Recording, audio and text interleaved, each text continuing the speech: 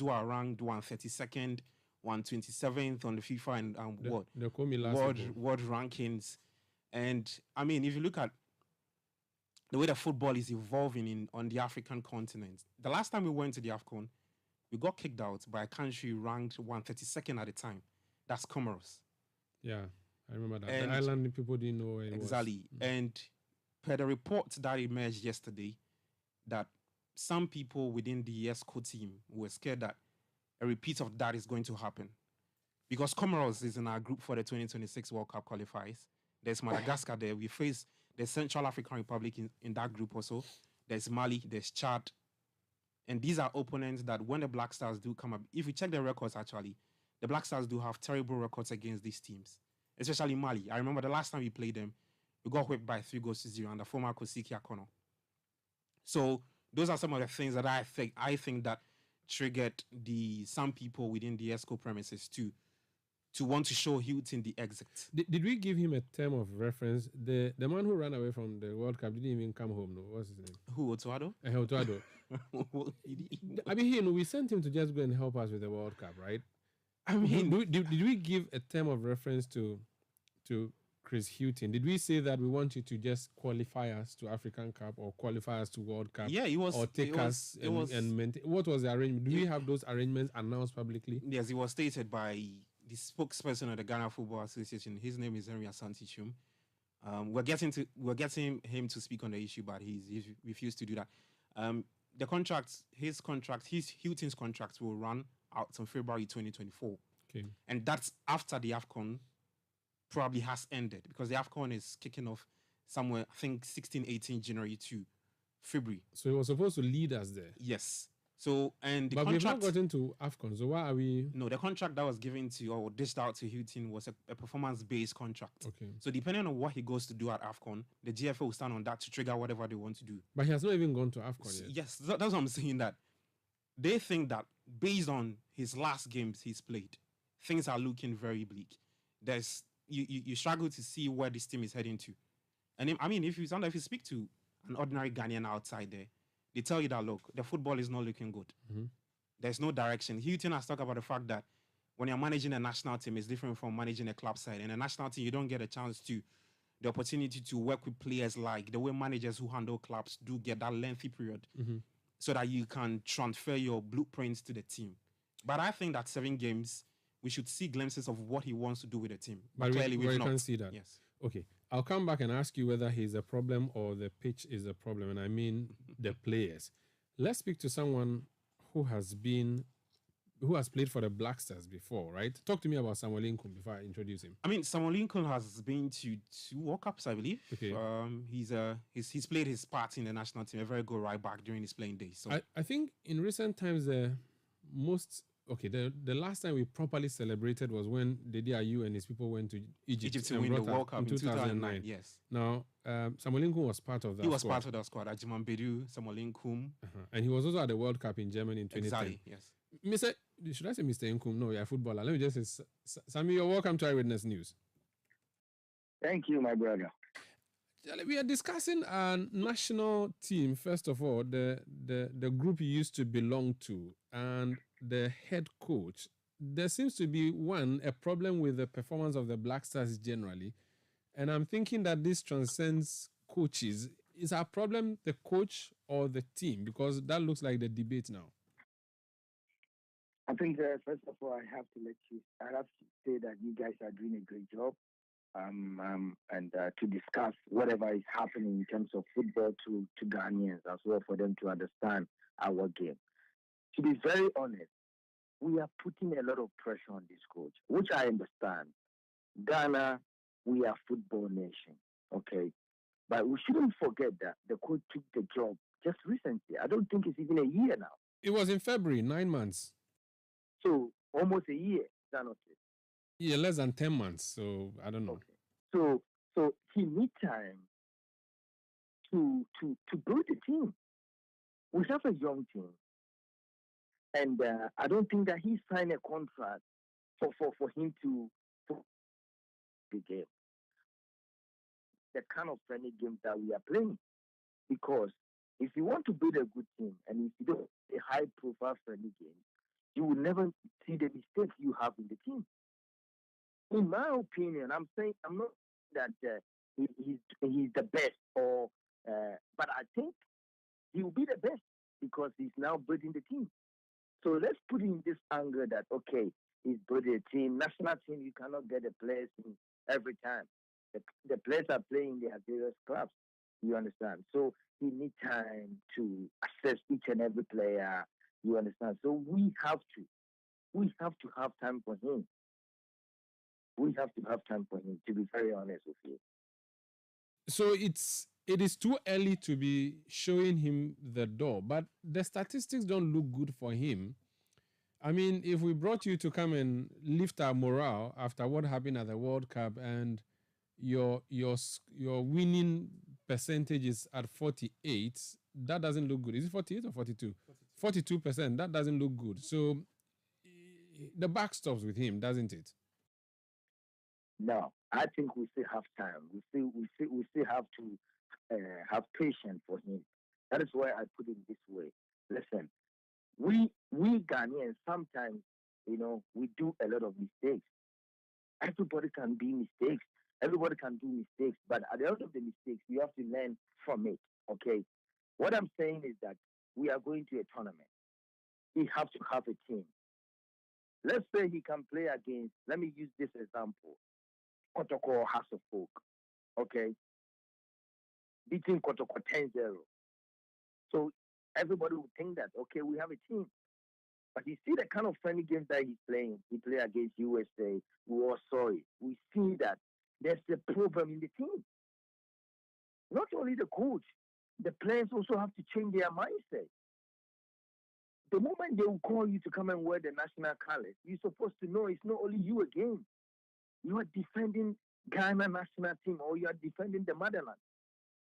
Some of the players, okay, they players can let you start coach just like that because of what? Maybe he's not playing. Maybe this and this are not talking. Maybe here and here. You understand? That is why for me, my concern is outside the pitch. These players supposed to know they have to bring the team spirit. Building the team spirit, it means you, the players, have to talk to each other. Don't think that, okay, it's national team, okay, I'm lucky they call me to say, no. But how long? How long do you need?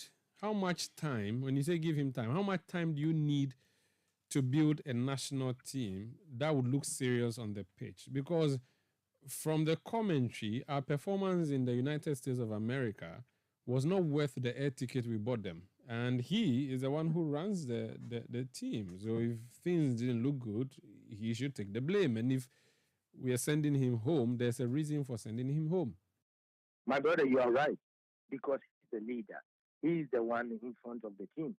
But that's why I'm also saying that we shouldn't put too much pressure on the coach only.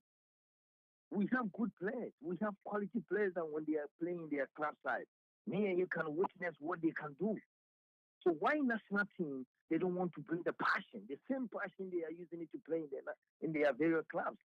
You understand? So this is angle that we have to also look at. We are putting a lot of heavy load on the coach. Okay, we can sack the coach today. And what next? That will solve the problem? I don't think so. But this is the time, this such friendly games that they are playing, for me, I'm so happy because now we have a lot of job to do before the tournament starts. So it depends on me and you and Ghanaians to also support the team as well, encourage the team. Because if everybody is saying a lot of negative stuff about the team, the coach, at the end of the day, who is going to deliver? The players will even get scared when they're on the pitch because they know when they do mistakes, we are going to talk about that. We are going to bash them. So I think that this is the moment that everybody have to encourage the team, support the team, say good stuff towards the team. And I believe that if we keep on saying that, we are going to achieve whatever me and you wanted. Now, when we talk about the problem with the playing body, how can we solve that? We cannot go and import players for our national team. We can only raise them locally, or at best go and bring them from abroad if they are from Ghana. Is it a case that we don't produce footballers again? I mean, quality footballers. Is that the reason? I don't think so. We have the quality. We have it. But that's what I'm saying that me myself, I will attack the playing body. You know why? Because how many matches they have played so far? How many matches? And in the same play, we players we like this. If the coach if the coach doesn't give you chance, you go somewhere and talk about it. They have given you chance also. What next again? So I think that we also have to go hard on the players also for them to understand that listen, you are playing Ghana national team, a team that a country that we love the game. We want you guys to deliver every single second that they will give you the opportunity. So I think this is something that we have to also focus on the players as well. Yes, I'm not saying that the coach is doing well. Everybody knows he himself can assess himself that okay, how many matches I've played so far, how many wins, how many lose, how many draws. You understand like what you are saying?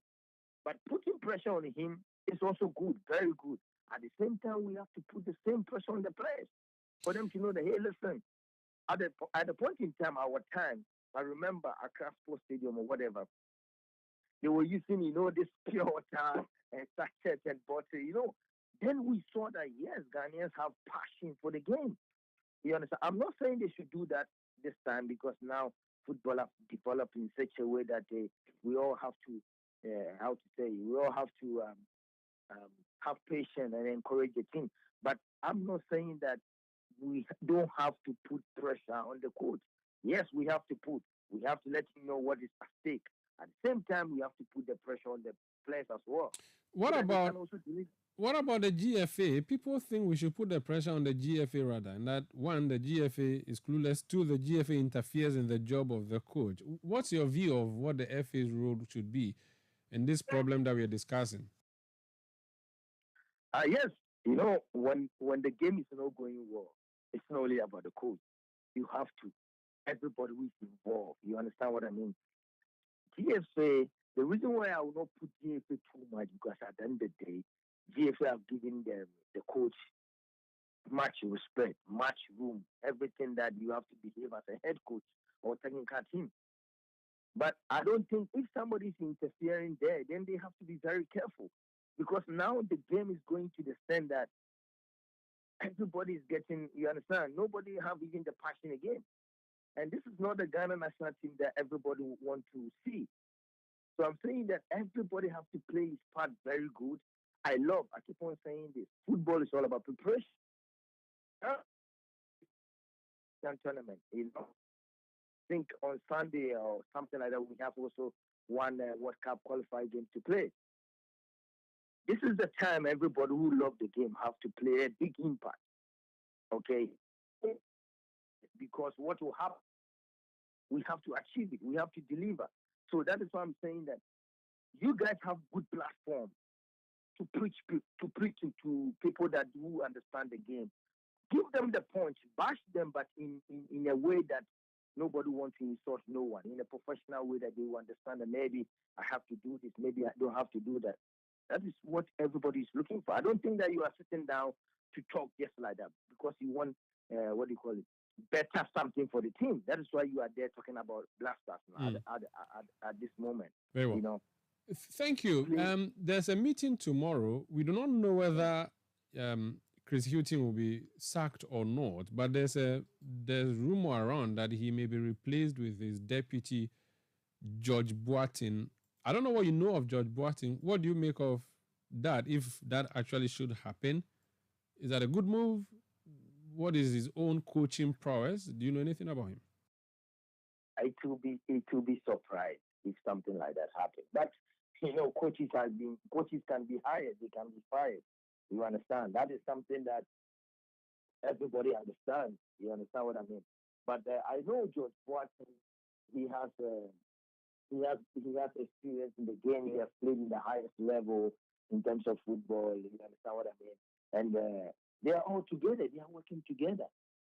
But if something like that will happen, I don't know. But I think that we just have to have time for the coach, go to this African Cup, and maybe if you say there's a problem, then maybe they can take it from there. But at the moment, I think it will be too early to fire him. Thank you so much for speaking to us. Thank you so much, my brother. Keep doing the good job. We will try. You two keep doing what you're. What are you doing, by the way? Now, are you in retirement? Are you doing something in football? Yeah.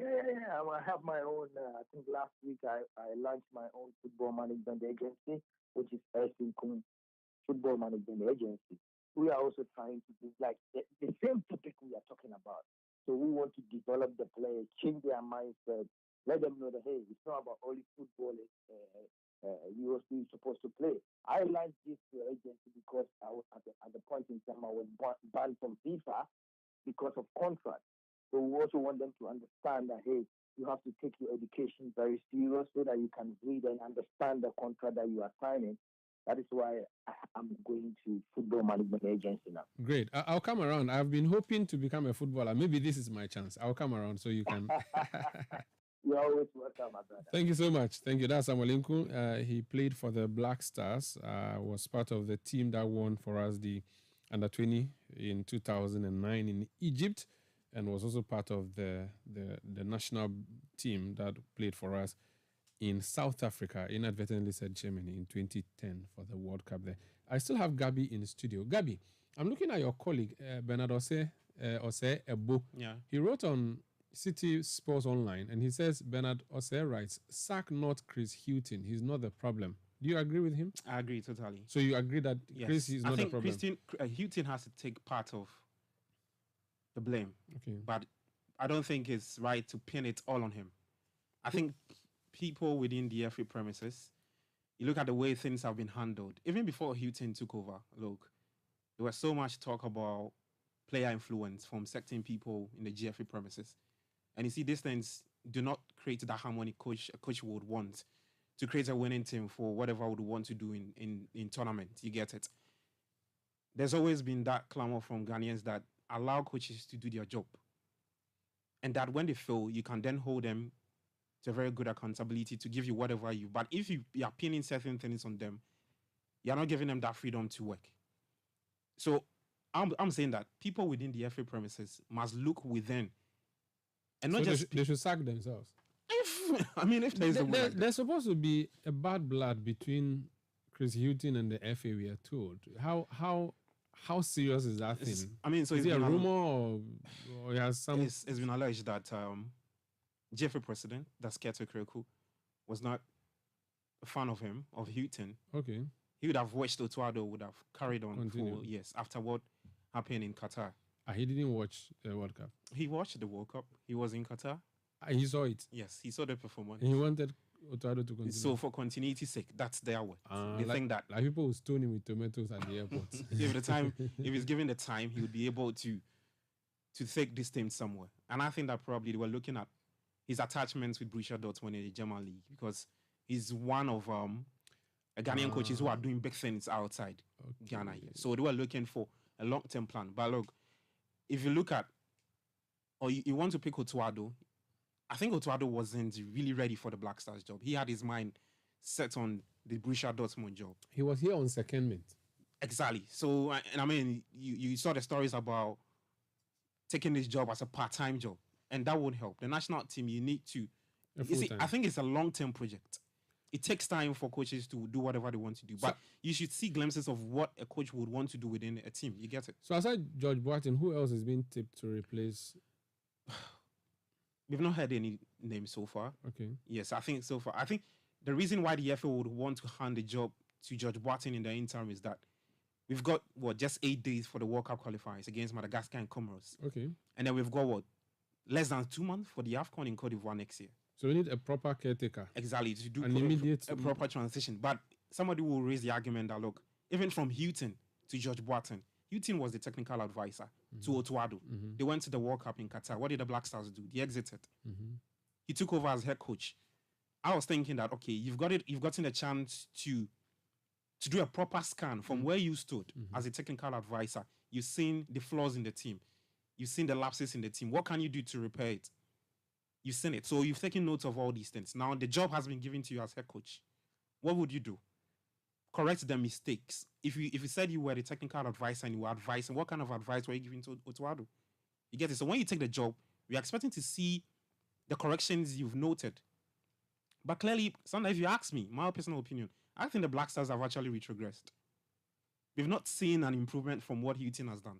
No disrespect to what he's done. But look, if you go to Kumasi and you watch the people who throng to the stadium to support the Black Stars, they are very demanding. And you can understand why people would want to see the team perform. Even when we won against Central African Republic, when we beat Angola, if you go out there and you talk to people, they are not happy with the win. So it's not an exciting win. Yes. They didn't think we deserved the win. We deserved it. And I mean, speaking of not deserving the win, Central African Republic head coach Raul Savoy left a very message for us, a very bad message, a damning assessment on the team, that he wishes us that we experience what happened at our last AFCON at the upcoming AFCON. You get it? So, I mean... Gabi, one thing before you go. You can be motivated because you're Ghanaian, you're a patriot, you want to see us win a trophy. But as a coach, you also will be motivated by the amount that hits your bank account. How is the payment of our coaches like? Do they pay them well? Do they pay them regularly? Are they indebted? What's happening? So I'll start with Siki Akono. Let me start with Milovan Rajevac. When he was sacked, okay, so I'll start with Siki Akono. Up to now, he's been owed. We've not paid him. We've paid parts. And that's according to the sports minister, Mustafa Youssef. Siki Akono, I think, is still being owed $200,000. Milovan Rajevac is still being owed. So if we part ways with Chris Houghton, it means that we are still on that tangent, which is not looking good for whatever we want to do with the Black Stars. And speaking of payment, you look at the expatriate coaches that have come in. If you take Siki Akono out, or if you want to juxtapose his salary with the expatriates, we've handed big payments to expatriates than local coaches, sorry. Okay. The reason being is probably you're looking at the pedigree or whoever is coming in. And even if you want to look at the pedigree, when we brought in Milovan Rajevac for a second stint, he was inactive for I think 2 years? But we still managed to give him a very attractive salary. Because he did well in the past. Exactly. Glory. And I always say that. I think that his second come was, if you ask me, it was based on nostalgia. What he's done in the past. Okay, so Siki Akono was a Milovan Rajevac was a one-goal project. Yeah. He took us to the quarterfinals of the World Cup. Yeah. He took us to the and finals. He wore one Lacoste throughout. It's also part of it. It's part of it. People remember that one too. Okay, so... I mean, one color of Lacoste, not necessarily the same. That's just on the lighter side. I get it. So I think I wouldn't say it is very lucrative, but I think that it's a decent amount of money we would want to. So there's unfairness in the Yes, okay. exactly. Let's leave it there. Thank you so much, Gabi Ofe of the City Sports Desk. Let me just say that the meeting happens tomorrow. We don't know whether or not Coach Chris Houghton will be sacked, but well, it's one of the items on the table. The City Sports team will be there to give us an update tomorrow. Agame Solomon sends a message from Tongo Balungu in Upper East, and he says the big problem of our national team isn't the coach, but management of GFA. If a coach would be hired and fired anytime, why can't management of GFA face same? They dictate who the coach should invite and play. He isn't independent. Koku from OEB says, I think Inkum is dodging the fact that GFA is to be blamed for the woes of the Black Stars. What is the development plan for Ghana football? The GFA itself is clueless in managing football. Daniel Akpaliok from Sandema says, the problem of Ghana national team goes beyond the coach. The reality is that politicians are interfering with the work of the GFA, and no one is bold to name and shame such politicians. Changing the coach is not a panacea to this problem. Let's face the reality and stop the blame games and pretense. George Gameli Awi from Pando says the frequent change in coaches does not give has negative impact on the players, just like how frequently we change teachers in schools, and that's how much impact it has on students. I think you want to say we need to invest massively in our resources rather than foreigners. Bright Kwame from Afienya says, so a coach is not able to put a team together for the past 9 months, and GFA thinks a new one will do that in about 4 months before the AFCON starts. The FA is a problem. We keep sacking coaches but get the same results. I pity Ghana. Brian Nash from Garu says the problem with our senior national team is not the coach, rather our politicians and the leadership of GFA. They are putting too much politics in selection of players. Finally, Jones Aduboyinla says, I support the sacking of the Black Stars coach. In fact, he has not added anything to the team since he took over. No directions. Send your message to 0549 986 996. This is Eyewitness News. Eyewitness News. Be there as it happens. You know, Papa see that? And it's rickety car. Hey, Papa! Bobo, so how's your engine now? It is half man, half amazing. Thanks to Quartz and you. Can feel better energy. Can't touch this. Tell you guys, so Sancho's engine just died like that. Yes, so Somebody managed to convince him that there is a better engine oil than Quartz. And he switched. Sancho Panza. Now, which engine oil can be better than Quartz? No other, my guy. Quartz with its age-resistant technology, it keeps your engine younger for longer. Now you know. Have you guys seen the new bottle design? It's superb. Quartz 9000 from Total Energies there improves fuel efficiency. Why do you think Mr. Mane and Logoso have taken the Quartz Nation movement World Cup like that? Sorry. Quartz. Keep your engine younger for longer. After a busy day at work, consumed by the responsibilities of work, family, church, etc., it's great to get home to a detailed and comprehensive coverage of the day's biggest stories, ensuring that all angles of the various news items are accurately and adequately covered. CNR seeks to leave no stone unturned to bring viewers the best in news reportage. Watch CNR for a comprehensive bulletin of the day's biggest stories at 8 p.m. every single day of the week, only on Citi TV.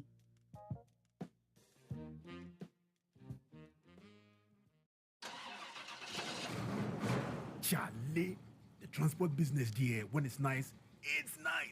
But if your driver starts frustrating you, hey, sleepless nights too. Ever since Core Fleet Tracking was recommended to me, their service will let you know vehicle location in real time, including speeding, and you can remotely immobilize the vehicle. You will also get real-time fuel information on exact refill volumes and get alerts on fuel theft. Core Fleet will also warn you if your drivers are driving dangerously and alert you on driver fatigue, driver on phone, and driver not wearing seatbelts. Visit www.corefleet.com for more information. That is KORFleet.com or call 0532 116 711.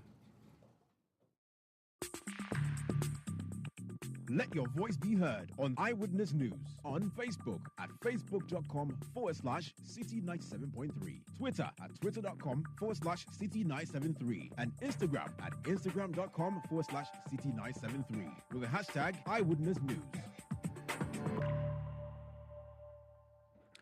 You're welcome back. Let's do some more stories. The Finance Ministry has authorized the allocation of 4 million Ghana cedis to clear the debt owed by the renal unit of the Kolebu Teaching Hospital. The outpatient department of the unit at Kolebu was closed in May 2023, resulting in the unfortunate death of 19 patients and significantly inconveniencing those reliant on dialysis services.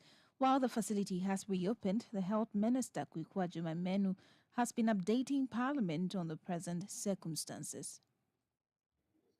Mr. Speaker, the Kolebu Teaching Hospital, in consultation with the Minister of Health, has initiated discussions with FMC for review of the current contract for more flexible payment options and a more structured supply of consumables to avoid excessive delays and to ensure delivery of the outstanding 45 dialysis machines and auxiliary equipment to boost the service being rendered. So, Speaker, in the meantime, the RDU has been opened to the public since Monday, 6 November 2023, to add patients as directed by the ministry. The MOH has since made a request to the Ministry of Finance to settle the total indebtedness of the 4 million Ghana cedis. And the good news now is that the Minister for Finance has just approved the disbursement of this 4 million to support our patients in Kolebu. Adjumamenu is Minister for Health. This Eyewitness News on 97.3 Citi FM. Bafo Kojo Ahinkra is the president of the Renal Patients Association. Bafo, you're welcome to Eyewitness News. The minister makes that announcement, 4 million Ghana cedis to be given to the unit to settle its debt so that it will be opened. It was supposed to have been opened from last week. Eventually, the opening happened on Monday. Does that sound like good news to you? Yeah, it's a good news. It's a really good news, yes. The unit got open Monday. The patient, we needed to do our labs again because it's been 5 months. So they didn't know what was wrong with us. So all of us needed to do our labs again. So we took Monday and Tuesday to do those labs. And then yesterday, the first batch of the patient went on the machine successfully. So it's a welcoming news. We thank them very much for what they've done. I know you may not necessarily be privy, but 4 million cedis, that's a huge, huge, huge debt on the renal unit. How has that debt been affecting the delivery of healthcare to patients who patronize it? Thank you very much. Yes, it's true. I'm aware there's that 4 million debt there. I'm very much aware of that. Some of us, we are fortunate to be speaking to the Kolebu CEO, so it makes things a bit clearer to us, so we are much aware. But the point is, all this boils down to that, the payment of the dialysis. Now, way back about 6-7 years back, people were not able to pay.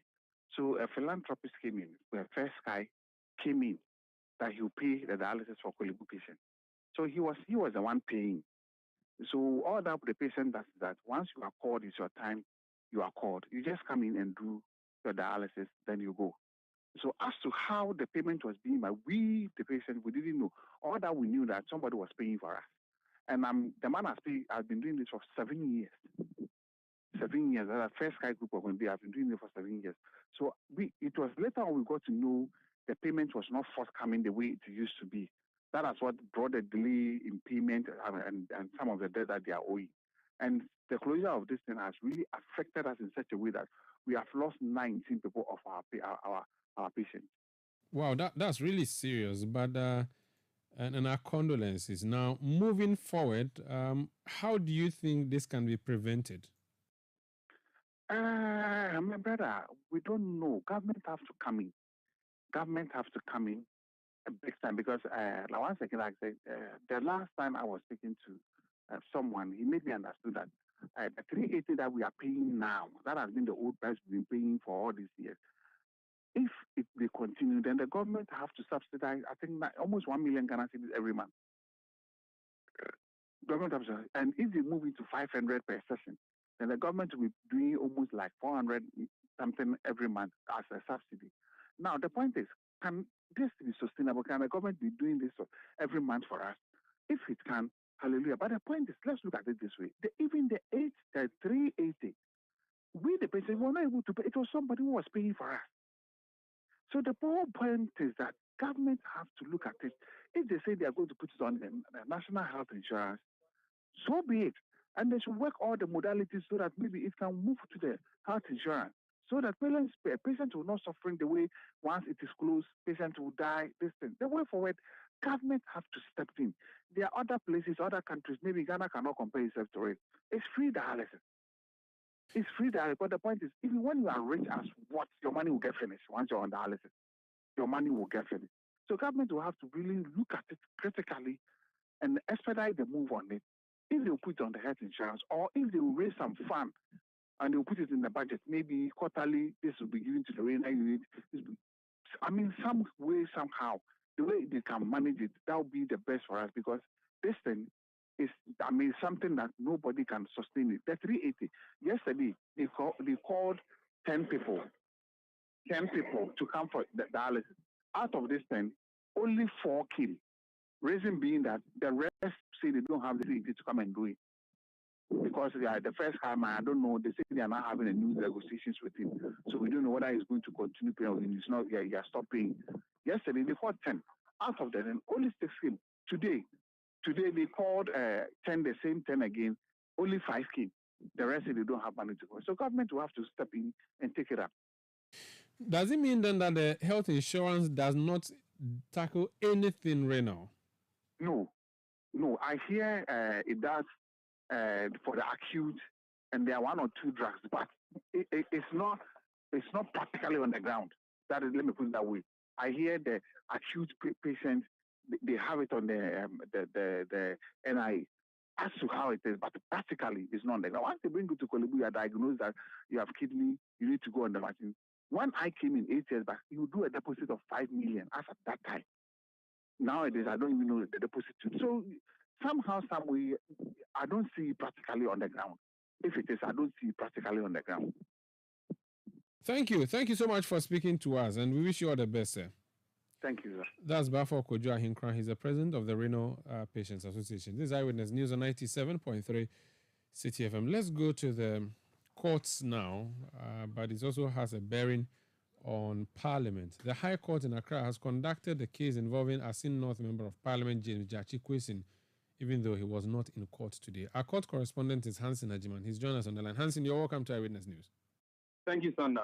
Okay, so was he supposed to be in court and he called in sick, or he was in traffic, did not make it in time? What was the issue? So he was supposed to be in court, and so our criminal system is such that for every person who has been hauled to court by virtue of Article 19.3, the trial ought to be done in your presence, unless there are certain circumstances. And so for the first time on November 3, that was last week, the court sat. The Jachi Kwesin was not in court. His lawyers were not also in court. The judge obviously was infuriated by their absence from court. And this is in the context because the first prosecution's witness has been in the witness box for more than a year. He's been under cross-examination since July 2022, when his witness statement was adopted by the court. And so after the legal vacation and the case was set for hearing on November 3, the judge thought that the defense will come in, that Jachi Kwesin and his lawyers will come in and close their cross-examination of the first witness. But they were not in court. So the judge on that day gave some orders. The orders were that she was adjourning to November 9. If one, Jachi Kwesin refuses to come, she will rule for the case to continue in his absence. Two, if his lawyers are also absent, she will be forced to close the testimony of the first prosecution witness and ask prosecution to bring its second witness. And three, if prosecution fails to bring its next witness, it will ask for the other witness. And it fails to bring another witness, it will be forced, the court will be forced to close the case of prosecution, because in her view, the case has delayed for a long time. So on today, what was expected that James Jachi Kwesin would have come to court, or he would have joined virtually by a link that have been made available to him. However, when his lawyers came to court today, he was not in their company, and also he did not join the virtual link. But his lawyers, led by Chaditi Kata, decided to give an explanation to the court. They indicated that previously, on October 13, they had requested for an in-camera session or in-chamber session with the judge, where they explained to the judge that the accused was going to Canada for medical tests. They also explained that the case was previously adjourned to October 27. However, on October 27, the judge did not sit. They later got notice that an assistant state attorney had gone to take a return date of November 3. They disagree with the day November 3 because Chachiji Kata was not available. As a result, they wrote to the court on October 30, asking that the court should rather sit on November 27. But they did not get any explanation from, they did not get any response to this request to postpone the matter from November 3 to November 27. And so for them, they were not aware of the November 3 session for which the judge gave those orders. But in addition to that, their client is undertaking medical tests in Canada, for which he is expected to undergo requisite treatment, which is expected to last for 5 months. They also indicated in court that they had instructions from their clients to produce a medical doctor based in Ghana to testify to his medical situation, which Chachikata described as serious, because that medical doctor was the last doctor to see him before he made this trip to Canada. But upon all these points made by the defense team led by Chachikata, the judge, Justice Mary Yanzu, indicated that she has no evidence before her that suggests that the accused person is undergoing medical treatment for which he cannot be available in person, nor even join the sitting virtually through a link. So based on that, the judge, on grounds of Article 19, Clause 3B, decided to rule that the case be heard in the absence of the Assembly North Member of Parliament. Okay, so the next agenda date will be when? The next agenda date will be November 15th. All right, so we'll see what happens next. Thank you so much for speaking to us. Hansen Ajiman is our court correspondent. This is Eyewitness News on 97.3 Citi FM. Let's talk about the energy minister now, shall we? Dr. Matthew Opoku-Prempeh says the significant challenges to accessing gas from the West African gas pipeline is partly to blame for recent power outage. The recent outages have sparked concerns over the resurgence of intermittent power supply, otherwise known as DUMSO. Addressing a press conference, Dr. Matthew Opoku-Prempeh underscored government's unwavering commitment to keep the lights on. IPPs in June, yes, there was even a lot of radio discussions that heralded. GECO says there was a shortage of gas. A fact, there was a shortage of gas. But how long did that power cut even last? And the lights came back on. And I said here, I didn't hide, that there's only one tube that is linked to almost all our gas power plants. So if there's a short, if it just so happens that an onshore receiving facility develops a fault and cannot transmit a lot of our power, that is why we are having increasingly bigger stretches of the country going off electricity when there's a power shortage. But that power shortage did not even last for 12 hours. It didn't even last for 12 hours. And we should understand, I cannot stand here and say that was the last one, and that doesn't make it DUMSO. We all saw that even ECG announces that we would put off light here, we'll put off light here, if we know a priori that this problem is going to develop. But when you don't know, and it happens, you have to tell Ghanaians the truth. The Energy Minister further indicated that government is working with independent power producers to address the over $1 million debt owed them. This is Eyewitness News on 97.3 Citi FM. Let's talk about the Energy Minister now, because yesterday was in Parliament. There was a whole conversation around what happened in the southern part of the Volta River that resulted in flooding and displacement of people. Fabian Maulenu Kojo is a chairman of the Mepe Development Association in the Northern District and constituency of the Volta region. They have taken issue with the minister's address to Parliament. Fabian, you're welcome to Eyewitness News.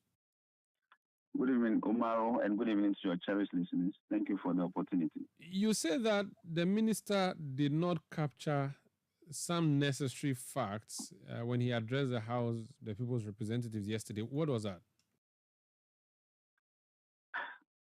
First of all, starting from the simulation exercise.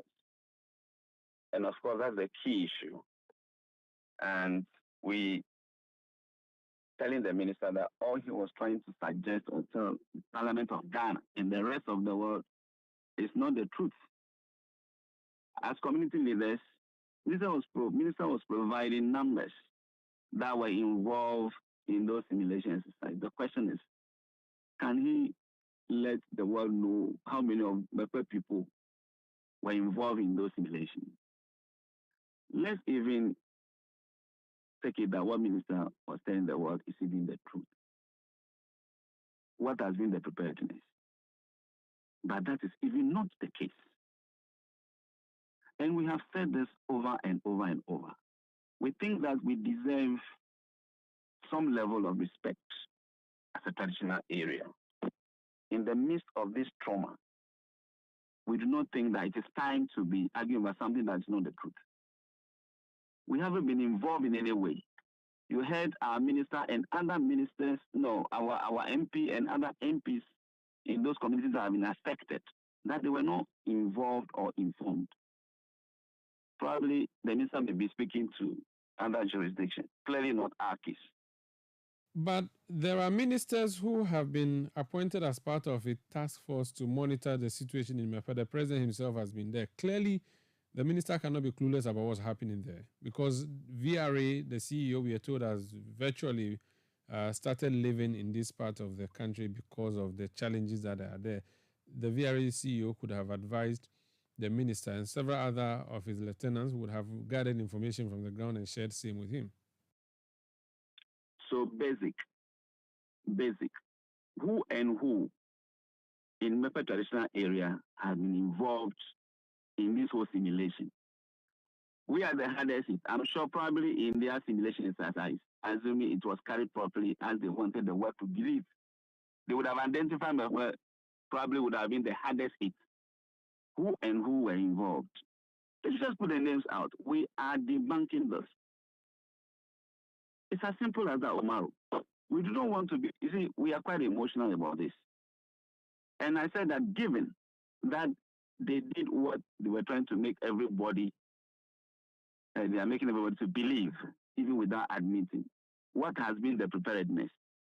Assuming what they said is even true, what preparedness have been put in place that, likely event that what we have suffered or are suffering happened? Absolutely nothing. So it is time for the minister, if the state cannot even apologize for any failure, we do not think that this is the best way to dignify us for the suffering we are going through. It's quite painful and quite emotional. And we think that the least we can do is to put the truth out there for the world to know that that isn't the case. Whatever they have carried out, whatever exercise, probably it is within their internal controls that has something to do with us as a community. As the chairman of the People Demand Association, this institution has been set up by our great-grandparents, traditional leaders, as far back in the early 50s, because they properly understood what development is from day one under their leadership. And we work closely with the Traditional Council when it comes to development and social issues. No, when people's property are supposed to be washed away, to be destroyed, social life will be lost, etc. We come in handy, handling those spaces. There's no way we will be properly informed and involved and will be in a situation like this and will be behaving and pretending. No. The records must speak for the state institutions, ministers, and state actors. Very well. Thank you so much for speaking to us. That's Fabian Maulenu Kojo. He's chairman of the Mepe Development Association. This is Eyewitness News on 97.3 Citi FM. Eyewitness News. Be there as it happens. You Papa see that? And it's rickety car. Hey, Papa! Bobo, so how be your engine now? It is half man, half amazing. Thanks to Cause and you. Can feel better energy. Can't touch this. Tell you guys, so Sancho's engine just died like that? Yes, so somebody managed to convince him that there is a better engine oil than Quartz. And he switched. Sancho Panzapa. Now, which engine oil can be better than Quartz? No other, my guy. Quartz with its age-resistant technology, it keeps your engine younger for longer. Now you know. Have you guys seen the new bottle design? It's superb. Quartz 9000 from Total Energies DA improves fuel efficiency. Why do you think Mr. Mane and Logoso have taken the Quartz Nation movement World Cup like that? Sorry, Chairman Mane. Quartz. Keep your engine younger for longer.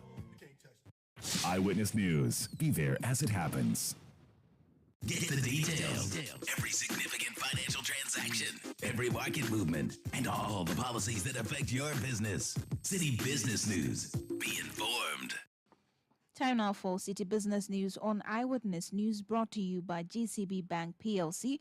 GCB Personal Loan, make that big move and dream a reality. My name is Ajwa Tinkrama Domina.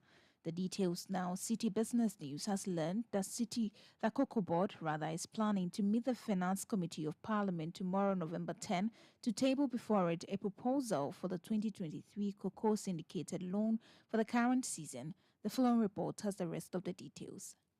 Cocoa Board is expecting Parliament to approve an 800 million cocoa syndicated loan to be sourced from international bank partners. Information CNR Business has gathered suggests that the syndication process is near completion, contrary to claims that the loan has dragged because Cocoa Board is cash-strapped to reach an agreement. This comes on the back of widespread reports suggesting that Cocoa Board has borrowed an amount of $200 million from cocoa traders to fund activities for the 2023-2024 cocoa season. CNR Business understands that although this amount has been secured, it is just a pre-financing arrangement with licensed buying companies, an arrangement which has always existed but has now been formalized as Cocoa Board works on concluding processes for the cocoa syndicated loan. The move is also part of steps by Cocoa Board to minimize its over-reliance on credit facility from financial institutions and work with cocoa traders as partners in the sector. Even before Cocoa Board meets the Finance Committee of Parliament to present its agreement, the minority side on the Food, Agriculture and Cocoa Affairs Committee in Parliament has hinted that Cocoa Board would have to show enough proof of proper utilization of the $1.13 billion syndicated loan approved last year before that of this year could be granted. That was a Business Desk report by Nilati Lati. Now, the African Center for Economic Transformation, ACET, is making a strong case for the government to be consistent with policies that will spur economic growth. According to the center, there exists multiplicity in some policies which do not bolster the resilience of the private sector.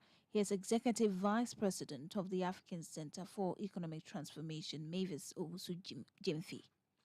All our policies and regulations, most of them are gender neutral. But we also know that we don't live in a gender neutral society. So if we develop gender neutral policies, it means that the men continue to benefit, but the women are running to catch up. And you can't build and diversify your economy and leave 50% of your population behind, especially if the statistics say that 50% holds a large chunk of your economy. So that's the findings. And some of the recommendations simplify and streamline the regulatory framework and, most importantly, mitigate duplication. There is too much duplication in policy across line ministries and agencies, and that is costing Ghana a lot. So elimination of duplication of effort from our analysis is showing that actually you could do a lot and make a lot of progress overnight. That's the first thing. The second one, I think, ensure genuine consultation with the private sector. There is a real appetite for the private sector to work with the government to drive change. But there's a little bit of cynicism.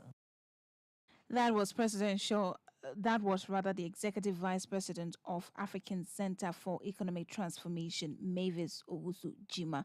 Now, speakers at the second edition of the Africa Entrepreneurship Accelerator Summit have identified the need to leverage social capital as a significant strategy to drive the growth of business startups.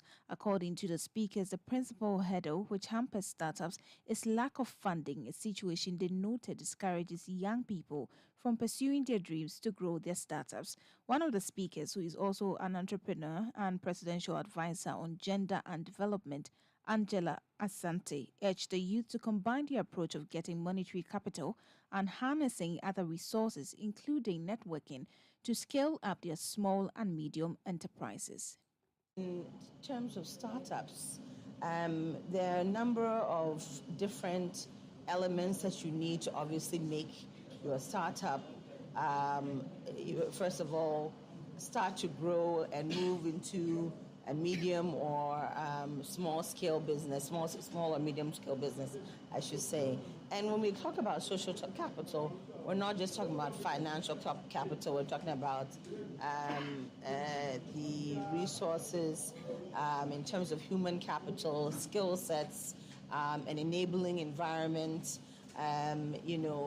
These are all forms of social capital that you need to be able to harness and sometimes even create in order for your small business or your business in general to grow. So it's very, very important that, but as you know, the one area that people talk about most is monetary or financial capital. And, we as a nation, and we've seen this done with the president in various initiatives where he's looked at supporting SMEs, especially female-owned SMEs. You heard Presidential Advisor on Gender and Development, Angela Asante. Plans are far advanced for the adoption of an insolvency and restructuring bill to help distressed businesses. This, the Ghana Association of Restructuring and Insolvency Advisors, GARIA, says, has already been introduced in Parliament and also to rescue struggling state-owned enterprises. The overarching aim is to create a congenial operational environment for struggling businesses and also to quicken the path to recovery. Now, even before it is passed, GARIA is hopeful the bill will bolster business resilience and confidence. Here's President of GARIA, Felix Addo, speaking at a business rescue seminar as part of the 2023 GARIA Week in Accra. Currently, we are a non-for-profit professional association. Under the bill, GARIA will be standalone, very similar to the Institute of Chartered Accountants, Institute of Bankers, and the like. We have our governing board. We have structures which will tell us how we operate, how we do things. But most critically, we have objectives. And the objectives will tell us that we are supposed to help companies to turn themselves around when they are distressed. In the current bill, we're supposed to also assist state-owned enterprises which are currently distressed. The whole purpose is that at the end of the day, companies will be fit for purpose. Many of our companies are like working zombies because we are distressed. Sometimes we don't even realize that we are distressed. We come to work, we produce whatever we're supposed to produce, and then move on. Okay? But at the end of the day, are we optimizing that space? Are we enhancing the opportunities and capturing the opportunities available for our shareholders, our stakeholder group, and all? And that's where GARIA comes in. So, God willing, soon we'll be able to have a Chartered Institute of Insolvency Practitioners and Restructuring. Felix Addo is president of the Ghana Association of Restructuring and Insolvency Advisors, GARIA. Before we go, both private firms and state-owned enterprises are being encouraged to tap into the opportunities to be offered by the bill for the best possible solutions in business restructuring. Adelaide Bene Prempe is a member of GARIA and the managing partner of B&P Associates. Based on the legal framework that now persists, we have a new breed of professionals known as the insolvency practitioners. And what the insolvency practitioners are meant to do to champion the cause of distressed companies, to help them find mechanisms, both short-term and long-term, in salvaging their businesses. And therefore, it is absolutely critical for seminars of this nature, for insolvency practitioners to come together, to engage with other professionals, but very particularly and very importantly, to be abreast with the trends in debt restructuring and business rescue, bearing in mind that we'll be at the forefront of this process to take that message out there that there is help at hand and we're able to support. And therefore, we ourselves need to be well equipped so that we promote legal certainty, promote business, and very importantly, ensure that all the rights and interests of the relevant stakeholders are met. Adelaide Bene Prempe is a member of GARIA and the managing partner of B&P Associates. And that's all for City Business News on Eyewitness News, brought to you by GCB Bank PLC. GCB Personal Loan, make that big move and dream a reality. My name is Ajwa Tinkrama Domna. Thank you for listening. Up next is Point Blank. Hello, Linda. You won't believe what I am planning next. I want to start my postgraduate degree, buy a car, and build my dream home. But you know what's stopping me? What's that, Mike? Money, oh. That be my biggest wahala. Oh, you are sorted, Cry. With a GCB Big Move personal loan promo, you can borrow up to a whopping 400,000 Ghana cedis at a significantly reduced interest rate in less than 24 hours. Like, seriously? How do I qualify? Yes, it's available to all GCB salary account holders. Plus, you get a 2-month grace period before you start to pay back. Susket, I'm opening an account with GCB now. Get a personal loan of up to 400,000 Ghana cedis at a significantly reduced interest rate in less than 24 hours. Call 0800-422-422 or visit your nearest GCB branch today to fund your next big move as we celebrate 70 years of greatness. T's and C's apply. GCB Bank, your bank for life. Eyewitness News. Be there as it happens.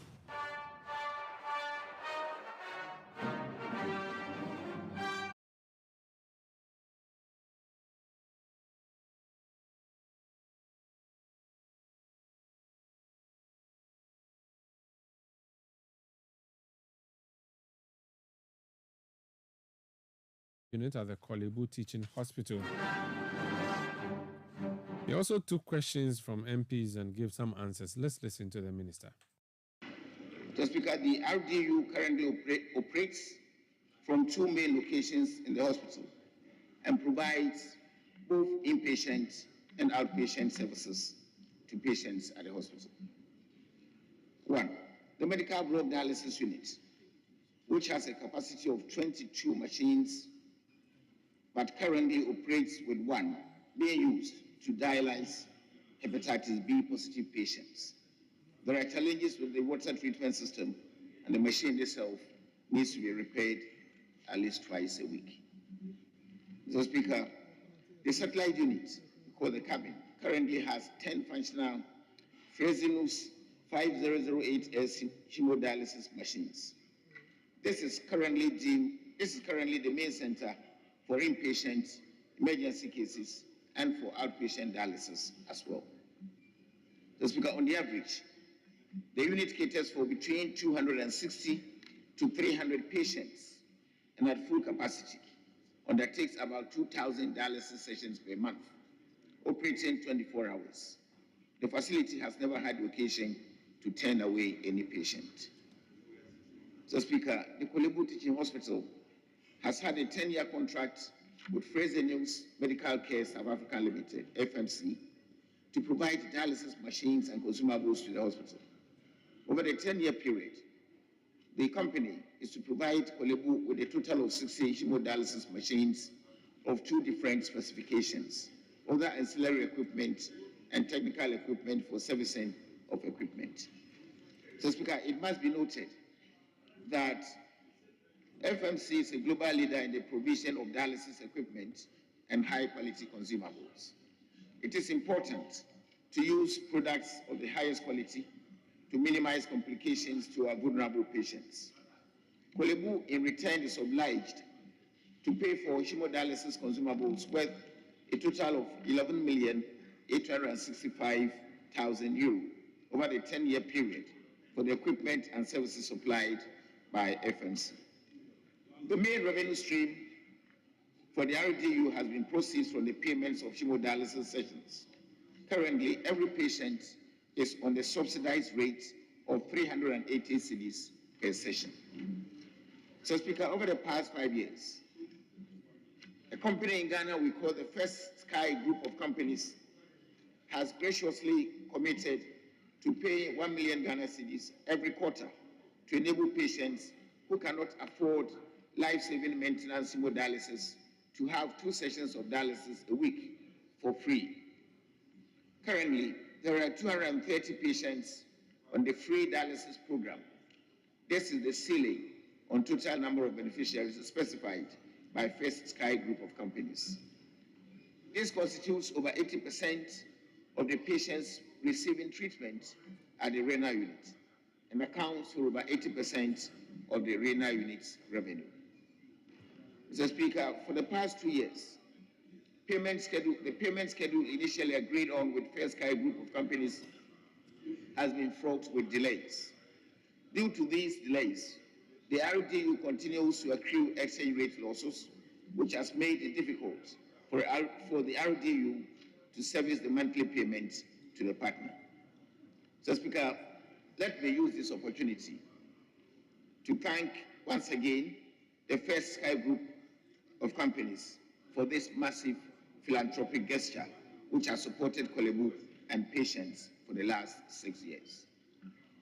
So, Speaker, in view of these challenges, Kolebu has accrued a total debt of a little over 4 million Ghana cedis to its partner. Furthermore, it remains a fact that the current charge of 380 cedis for dialysis is insufficient to enable the RDU generate enough revenue to fulfill its full obligations under the contract with FMC, especially as it does not have a hedged exchange rate per annum regime. This has compromised the ability of the RDU to raise the funds required to pay for consumables procured from FMC promptly. So, Speaker, again, due to the high incidence of patients requiring dialysis, the total cost of care keeps rising, adding to the accumulation of debt. So, Speaker, it must be noted that currently patients on dialysis are not on the National Health Insurance Scheme.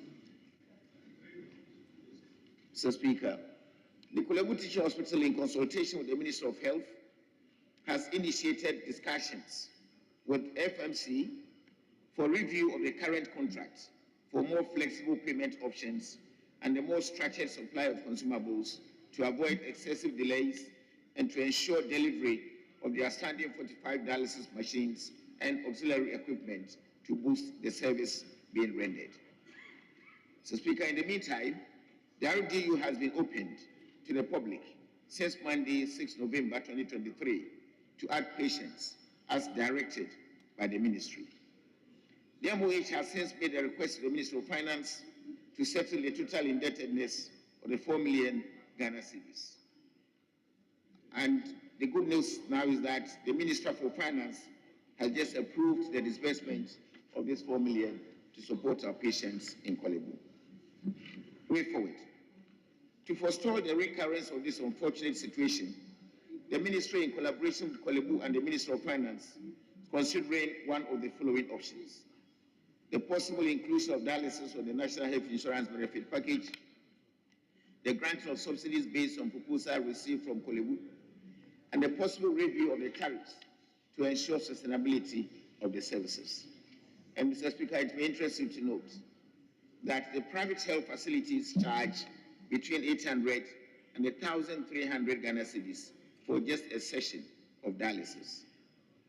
The decision on the options enumerated above, Mr. Speaker, will be announced as soon as practicable.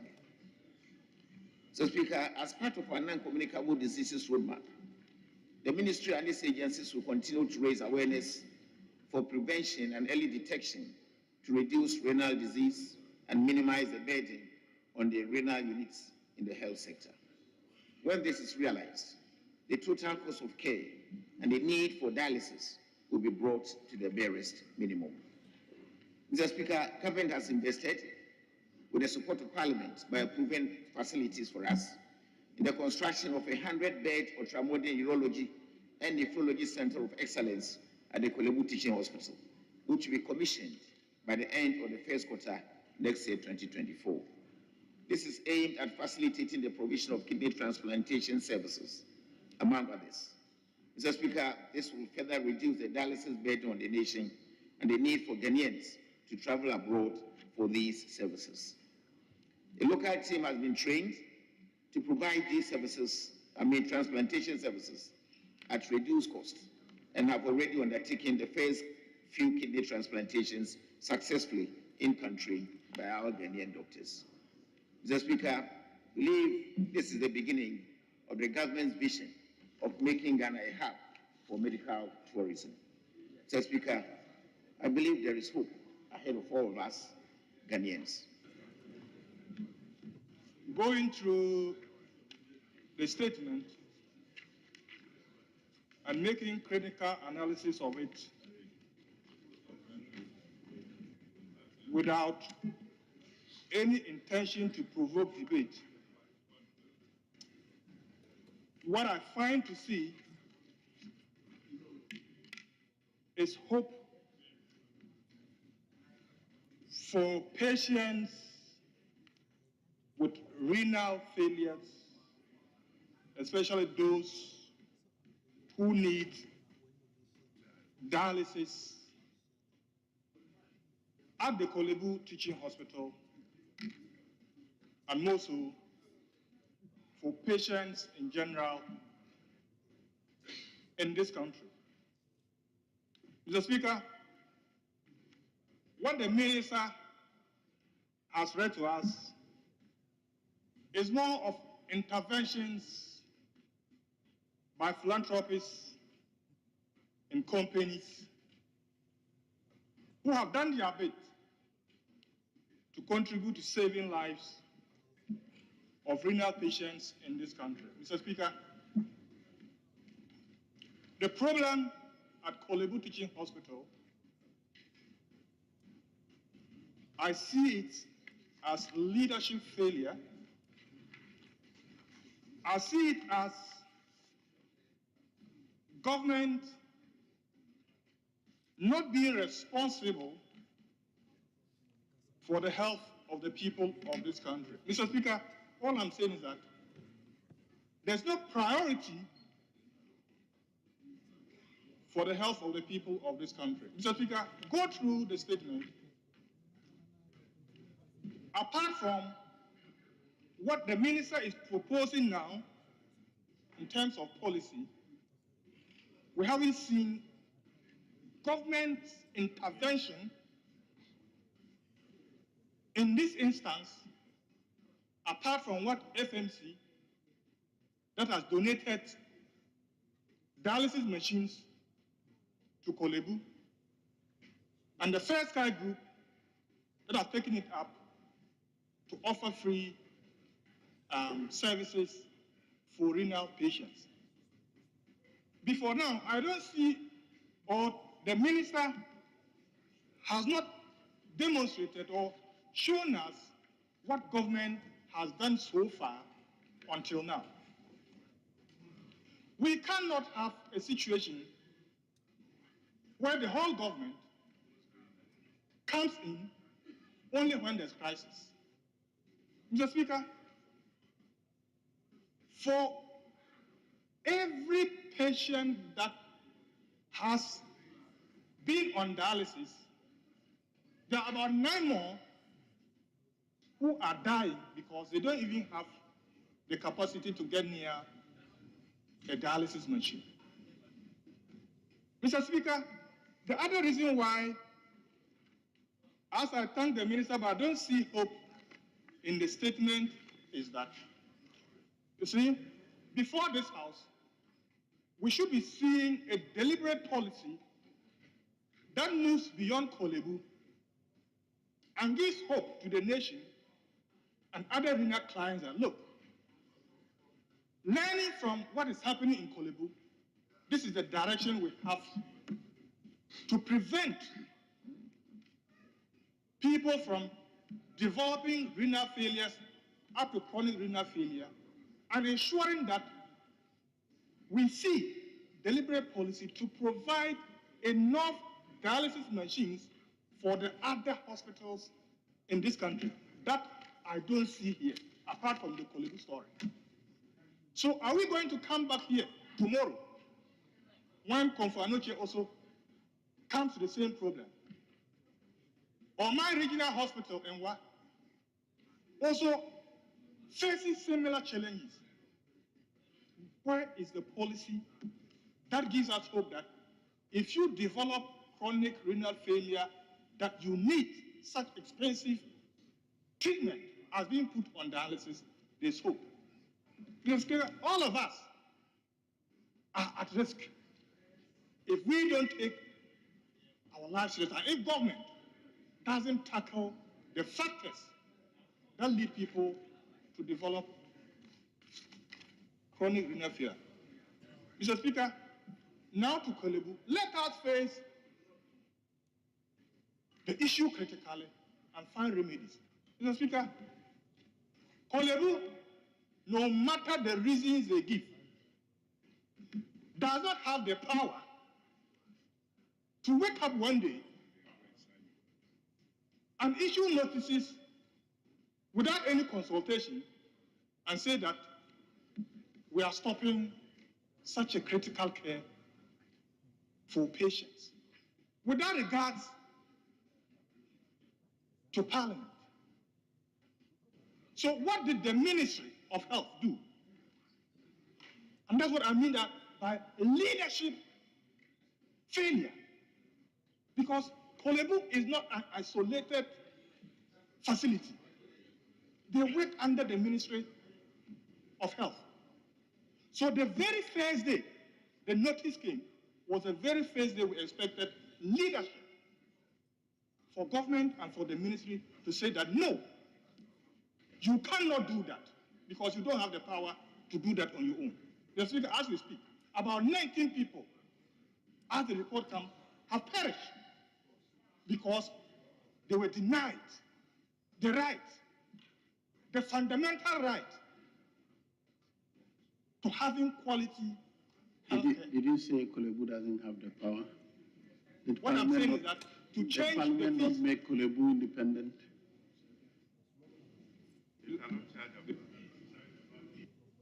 Mr. Speaker, this House gave them a prescribed fee. And what I mean is that to vary from what was given, the power that was given to charge from this House, they needed to come back and get the authority to carry upwards, not to sit in Kolebu and announce that we are moving from 380 to about 700. When even the 380, patients cannot afford the 380.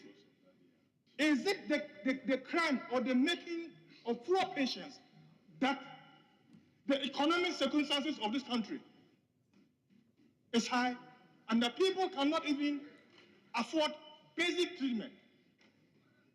Is it their fault? It is the ultimate responsibility of every government to keep your people healthy. And if government cannot do that, they should not, give high costs to clients. So we want to see government's intervention. If Fair Sky Group can mobilize funds to treat such clients free, a company like FMC can buy or come to an agreement to provide about 60 dialysis machines. How many dialysis machines has the government provided?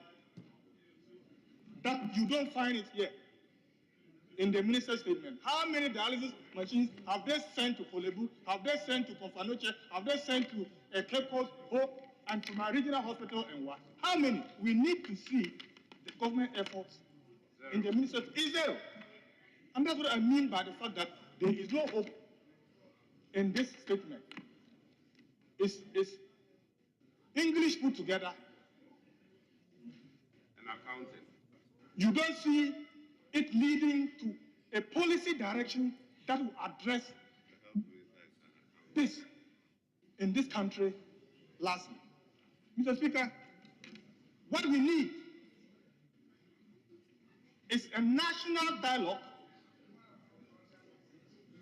that let all of us come together and discuss the problem that our renal patients, the condition that all of us are at risk.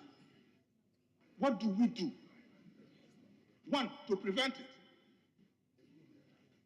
Why? We have been told by the medical doctors and the scientists that there are factors, like LMC, leading to renal failures. We need to tackle that, and government has to take the lead. Where do we get funding? Because one of the fundamental problems is funding. What should we do as a country? Government has to provide direction, and government has to provide answers. Mr. Speaker, if this government is now, Mr. Speaker, you look at the last page, the last paragraph. Mr. Speaker, this is the beginning of government vision of making Ghana a hub of medical tourism. After people have perished, many more are dying. You are now saying this is the beginning of government vision. Since 2017, you are now telling us this is the beginning of government vision after people have died. If you have no vision, copy the vision of His Excellency John Dramani Mahama. Because he was addressing the healthcare problems with three-pronged approach: infrastructure, human resource, and equipment. You have come, your priority is infrastructure. We don't see the efforts that government is doing to address this fundamental problem. That's just one condition: renal failure. And people are dying because government does not see it as a priority to provide them from dying. What about the other conditions? The cancers and whatever. Because if one condition is difficult to manage, what about the other conditions? So, Mr. Speaker, let us get our priorities right. Let the story not be limited to only Kolebu, but let us see the Kolebu story helping us to have a policy that holistically address the issues of renal care in this country. So you had reactions from the floor of Parliament, MPs reacting and asking questions of the Minister of Health, Kwajima Menu, who appeared to make a statement and also take questions from MPs. And the focus has been primarily on the renal unit of the Kolebu Teaching Hospital. Well, that'll be it for Eyewitness News tonight. My name is Umaru Sanda Amado. I was produced tonight by Kwabena Wilson and Beverly London, as well as Sami Wiafe, with technical support from from Daniel Kwashi and Daniel Anyoriga, supporting us with the new media side of things. Eyewitness News returns tomorrow at 17:30 GMT. Thank you for listening. Up next is Sister with Chris Carter.